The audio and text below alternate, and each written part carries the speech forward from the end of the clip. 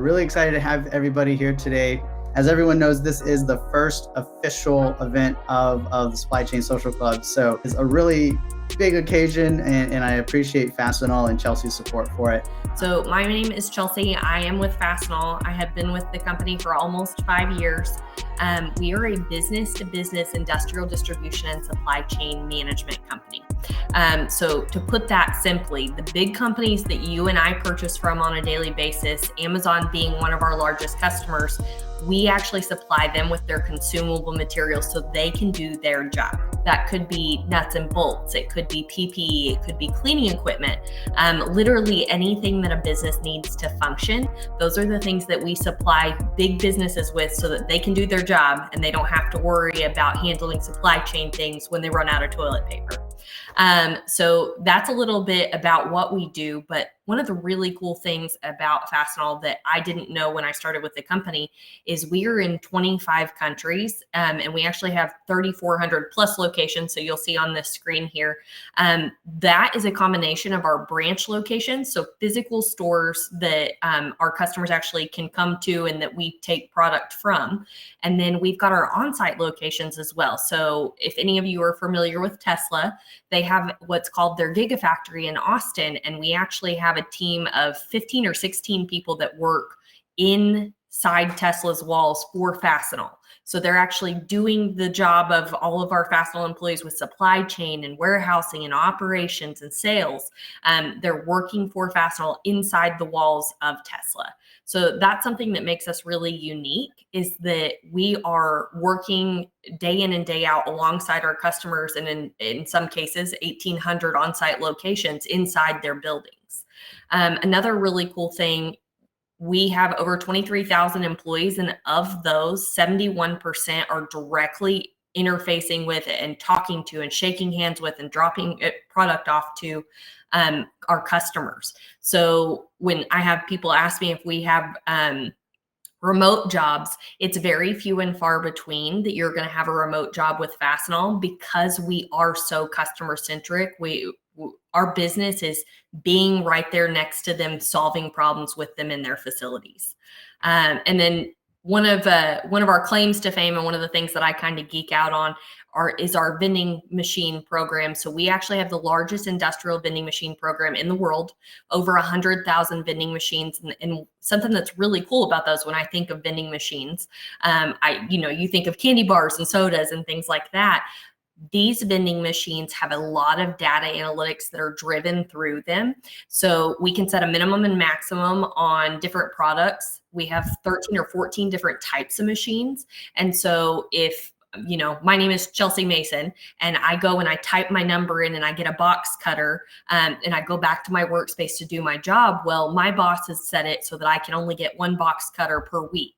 Well, 2 days later, I left my box cutter at home, and I walk back up to that vending machine and I put my number back in, and I try to get a box cutter, and it's going to say invalid, please see manager. So it helps cut down consumption, but it also really helps a facility or a business keep track of what they're spending and what they're using and what department is using things on a normal basis. One of the things about that data is that it's accessible to our customers 24/7. They can log in on their system and they can see every site that is tied to their dashboard, and they can look and see if they've got a site in New York and they've got a site in Texas and they've got one in Washington. They can actually see what's going on with the products in each of those facilities just by clicking around and checking those machines and those sites. So a lot of visibility and a lot of data that really no other company can give their customers when it comes to expenses and supply chain and ordering and things like that. So in addition to that, something that I thought was really cool when I started with the company, I actually started in January of 2020. So the pandemic was just kind of rolling in. And we all know what issues there were with supply chain. So anybody remember the water bottle shortage, the toilet paper shortage, just the mass hysteria with things that people couldn't get because things were backed up on the ocean. Things were backed up because there weren't enough truckers to drive the trucks. We actually own 90% of our fleet. So that includes our last mile delivery vehicles, which are Sprinter vans or Dodge trucks. And then we own our 18 wheelers as well. So the thing that really allows us to do well is to plan out routes and plan who's taking those. So we employ all the people that drive our vehicles. So we don't really ship very much through 3PL or UPS or FedEx. We have a good control and a good grasp on what's being shipped to and from. So that's my spill. We are a $7.3 billion company. We double in size typically every 5 years. So the really cool thing about being a regional recruiter for this company is currently we have 23,000 employees. In the next 5 years, there's a good chance that we're going to be close to that 40,000 mark. That means that my job is secure and I need to work really hard to find incredible people to join our team. So that is what I have there. And then I'll jump into just a little bit about our internship. So this is going to say Texas and Louisiana. For any of you students that are not in Texas and Louisiana, please ignore that. We do our internship program all over the country. And the really cool thing with Fastenal is there's no hard and fast start or stop date. So if you want to do it during the semester or during the summer, you work with the hiring manager of the local branch to make sure that that works for them. And you're going to get to see each week something a little bit different. So you're going to end up going through our sales. So you're going to get to ride with a salesperson and see what it's like to be in sales for Fastenal. And then you're going to get to work with our operations manager who handles a lot of the accounts payable and receivable and the inventory management piece of things. And then you'll get to meet with some of our specialists. You'll see how we handle marketing as a business. One of the really cool things about Fastenal is there's not a lot of marketing out there about us because the industry we work in knows us pretty well. There's lots of warm calls when we go after new customers or customers that might have been a past partner. So our internship is really neat because you're going to get to see multiple different pieces of the business. And each branch is really run as its own business unit. So the general manager of a branch here in Fort Worth isn't going to have to pick up the phone and call corporate and say, can I cut this $50,000 PO for Amazon? They're told, make smart business decisions for your customers, and they're really empowered to do that. And so the cool thing for our interns is that they are going to be given a lot of power to help make some of those decisions and make some of those calls. And they're going to get to actually go into a customer facility and talk to the customers and help solve problems. So that's one of the things that we love about our internship. 3 years ago in 2022, so 3 summers ago, I guess, 2022, I had 16 interns between Texas and Louisiana. And then last year we had 32. This year, so the summer that just ended, we wrapped our internship at the end of July and we had 65 interns this year. So our job is to, as recruiters, is really find the right managers to assign our interns to and give you a good mentor to work with. Wow. Impressive. I've got a couple of questions here I can ask. Okay. I'll put to you, Chelsea. One is from Chris, who is a tried and true warehouse manager and operations manager. He's probably familiar with you all. So he says, how many vending machines on average does a typical site, or actually does a typical machine support associate manage? Do you know that number? So Chris, one of the interesting things about our machines is that the local branches that are tied to the customers are the ones that are managing those machines. So like when I started with our branch in Fort Worth, I was actually trained to replace a coil and to replace a motor on our machines. And then I was trained to set a minimum and a maximum. So even as a part-time employee almost 5 years ago, I was trained on that right away so that I could help make those changes when a customer needed. It depends on the size of the customer as to how many machines. I know we have some sites that have 150 machines and we have some sites that have 5. So it depends on the volume that the customer is running every month as to how many machines they need to do their job. But honestly, I would say It varies depending on how many machines the customer has and how many employees we have in the local branch. All of them are trained to help troubleshoot and maintain those machines. Gotcha. Gotcha. If Chris, if that wasn't sufficient for you, then catch Chelsea at a table in a little bit. All right. So Reagan is asking, how would you describe the company culture at Fastenal? Yeah. So the company culture is part of why I stayed with the company. So when I started in 2020, I was an HR major. I was a non-traditional student. I was like, oh, I'm going to be here for 2 years and then I'm going to go do whatever in HR that I planned on doing. I really thought it was going to be talent acquisition and development, which is luckily where I landed. But I would say it's a very healthy culture. It's very much a work hard, play hard. We have a couple of our district managers here on the call, and I've got a couple of my recruiters on the call as well. And really, honestly, if you asked any of us, we love what we do because we love the people we work alongside. And I would say our customers are fantastic, but the people I work alongside that also work for Fastenal are some of the coolest, most humble people, hardest working that you're ever going to meet. So I'm very fortunate. If you'd asked me 5 years ago if I would be in industrial distribution and supply chain management, I would have said, hold on, what is that? I had a lot to learn when I started, but I love the people and I believe in what we do.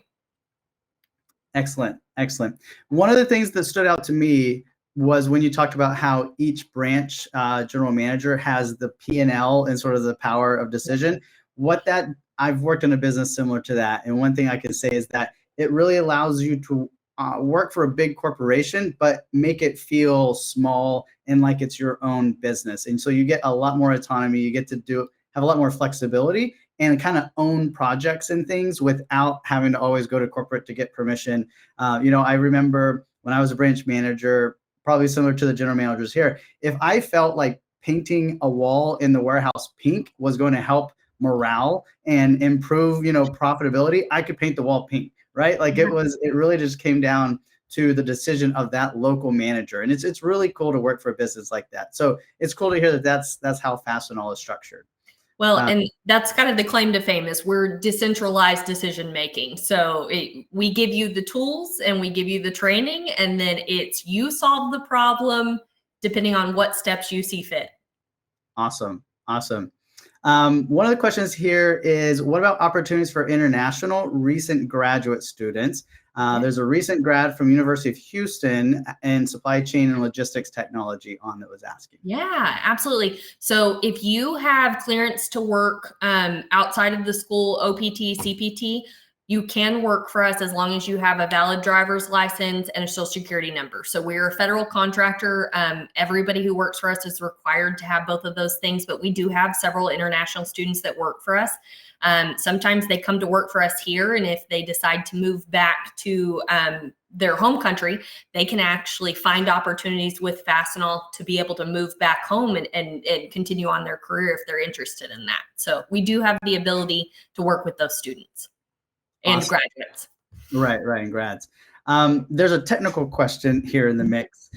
See how sharp you are with your technical logistics. So how do you manage on keeping costs low with having 90% of your truck fleet owned in-house? Yeah.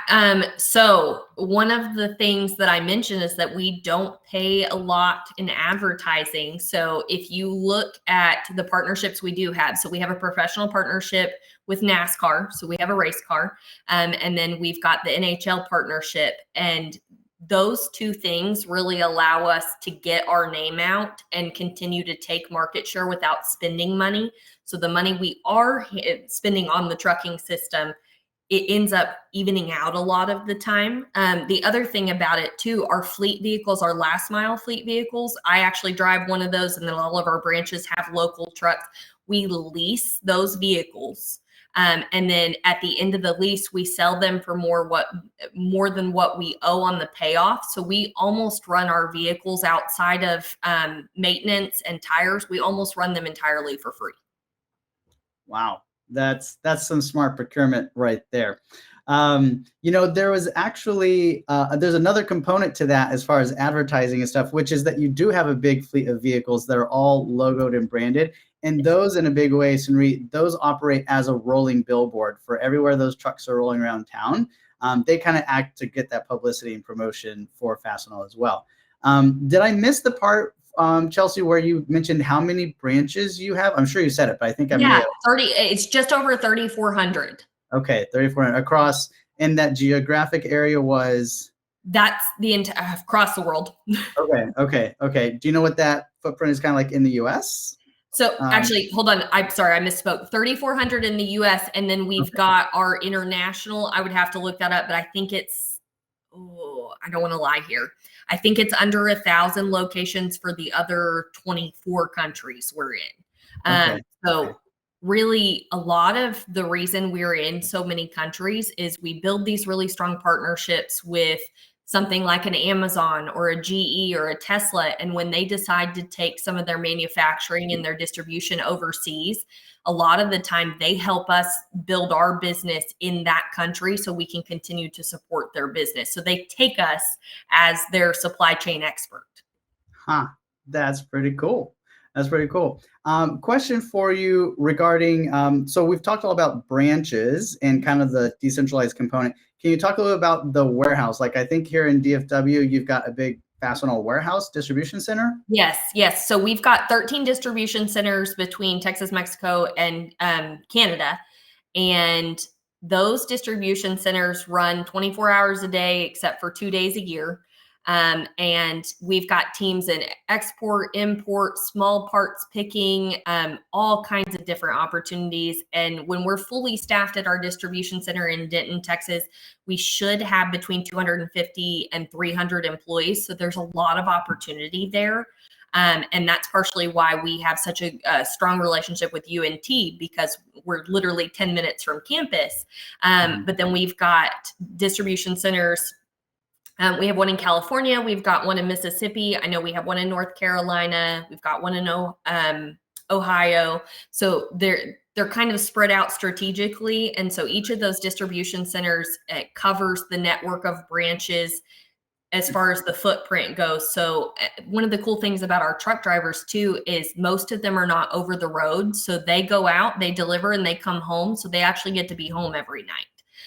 So that's something that's kind of unique to us. We don't send them on the road for 3 days at a time. They typically take their load out and bring back what was being returned to the DC, and then they're done for the day. Awesome. Since we're doing Q&A with just me and you at the moment, I got one or two more maybe. It's kind of coming into job fair season at colleges across the country. And I would imagine that a lot of the students that are on today are preparing for exactly that. Could you give any advice from your perspective of things for them to do, not to do, things to do to prepare to put their best foot forward at a career fair? Yeah, absolutely. So this is one of my favorite questions. Thank you for asking that. So as a student, I know how nerve-wracking it can be to walk up to a table. I would encourage you, if you need to grab a friend and role play what that might look like, really get some of those nerves out before you go in there. But honestly, if there are people on campus when it's not a career fair, go talk to them, because you've got a captive audience. You can kind of practice your pitch on them and let them know what you do. I kind of give students a hard time. I kind of tease them, and then I share with them how to do this. But I've had students walk up and say, "What do you do?" And I'm like, "What do you do?" So I ask them, like, what's your major and what do you hope to do with your major when you get done with school? I want to know about you. I want to know what are you passionate about? What are you excited to do when you get done with school? If I don't understand what you're passionate about, how could I tell you what kind of opportunities I have that might align with what you need? So my job is really being a career matchmaker. My job isn't to recruit you and force you into a job.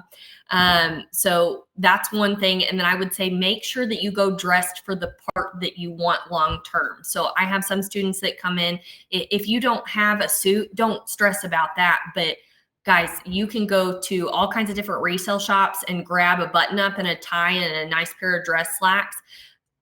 dress for the part that you want someday. I have some students, I can't even tell you how many schools I've walked into that students come in their PJs and their slippers.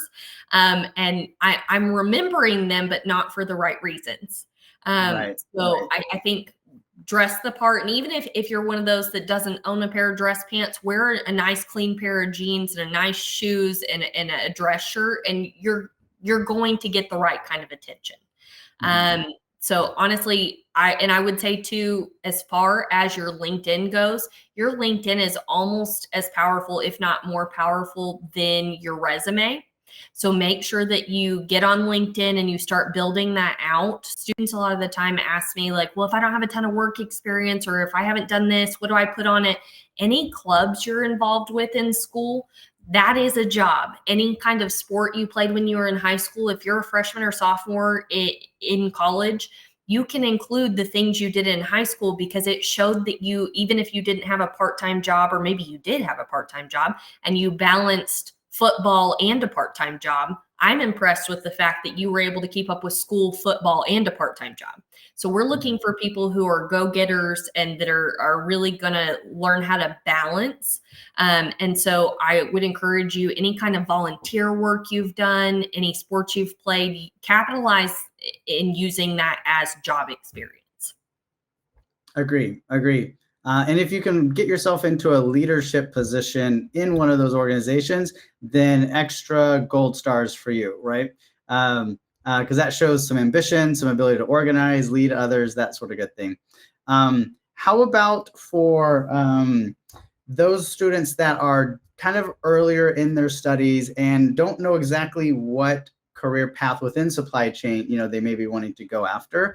There's a lot of students that will ask me for advice and say, I don't know what I want to do. Should I just go tell people I'll do anything, right? Or is it better that they kind of have like a kind of a direction or some ideas of some positions within the given company they're talking to target, to make your job as the matchmaker just a little bit easier? Is there an approach there? Well, I think I'm going to give you an answer that is good for Fastenal, maybe not an answer that's good for everyone.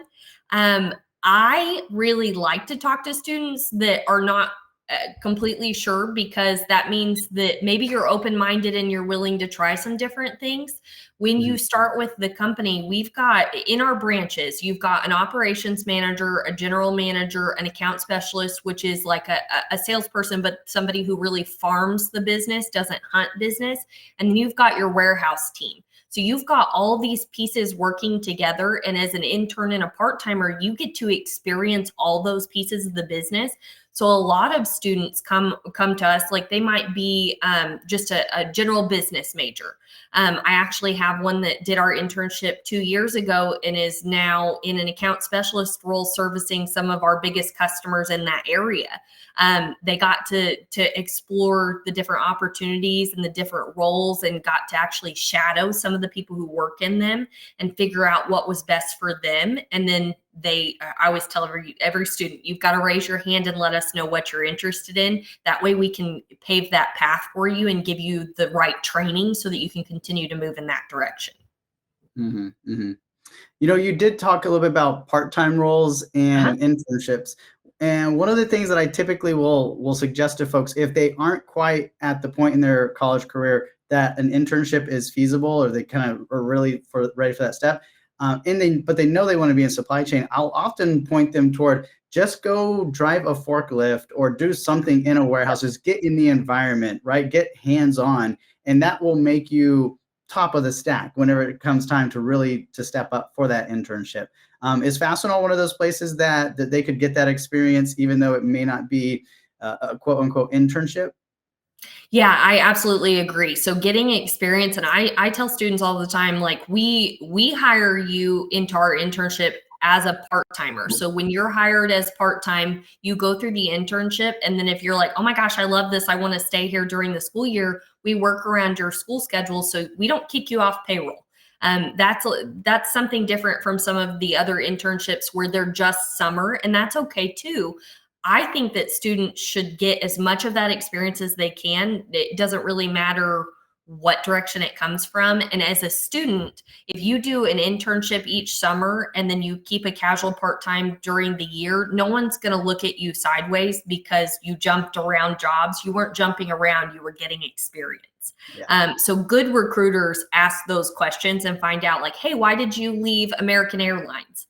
Well, I didn't leave. I got done with my internship and they didn't have a way for me to stay on during the year, but I hope to go back when I get done, or I stay in communication with the hiring manager in case something comes up. Those are the kinds of questions good recruiters should be asking students about your experience. Right. I definitely, one of the best pieces of advice that I got when I was in school was do multiple internships if at all possible. That, it's like trying on shoes. You don't just buy the first pair of shoes that you try on, right? You want to get a taste of a few different things, and it makes you a better candidate for when you do go for that full-time job if you've had multiple internships, because now you have multiple perspectives to bring to that first job, right? Absolutely. So, okay, I think we may have gone just a minute or two over time, but I think this was a lot of amazing content. Any last words or bits of advice that we didn't cover that are still out on the table, Chelsea? If you are a student, and regardless whether you're junior or senior, I would say the earlier the better. Make sure that you're building your network, going to those career fairs and adding those recruiters. Even if you never come to work for me, if you want to add me on LinkedIn, I'm always happy to make introductions to you if there's somebody at another company that I can introduce you to.